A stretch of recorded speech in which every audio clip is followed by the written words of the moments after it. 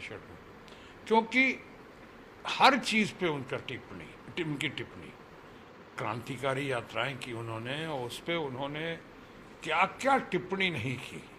यानी यहाँ तक टी शर्ट पे टिप्पणी कर रहे थे।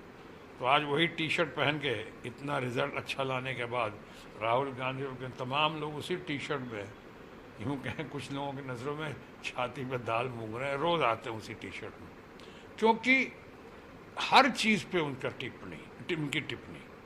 आज राहुल गांधी का, जब मैंने कहा मैं स्पोक्स पर्सन नहीं हूँ, लेकिन मैं जनरल ऑब्जर्वर की तरह मैं कह सकता हूँ कि अगर राहुल गांधी ने कहा है, वो क्या गलत कहा है या सही कहा है, मुद्दा ये होना चाहिए।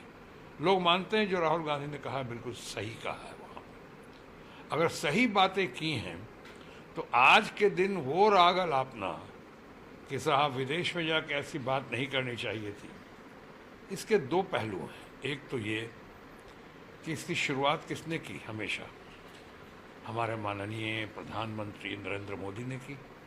जब गए कांग्रेस के करप्शन के बारे में, देश के गरीबी बदहाली के बारे में, देश को जो 1900 पहले पैदा हुआ था उसको शर्म आती थी भारत में पैदा हुआ, कैसी कैसी बातें उन्होंने नहीं कही हैं माननीय प्रधानमंत्री ने।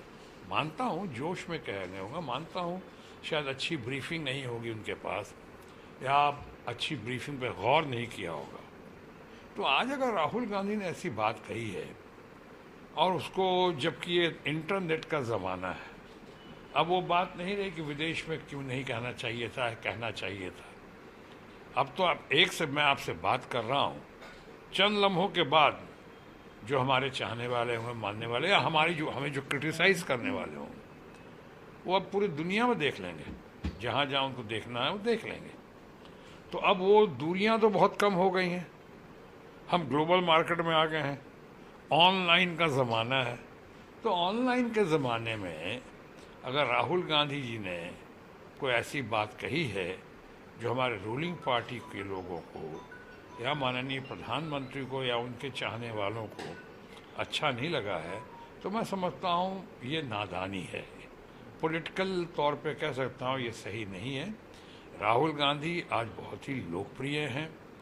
राहुल गांधी आज इतने कद्दावर हो गए हैं, इन्होंने कैसे कैसे धन शक्ति का दुरुपयोग करते हुए राहुल गांधी को पप्पू और क्या क्या नहीं कहने की कोशिश की।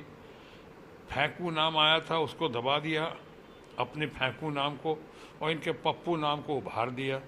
आज देखिए इतना ऐसा हुआ है जो क्रांतिकारी यात्रा करके राहुल गांधी ने, या विश्व भ्रमण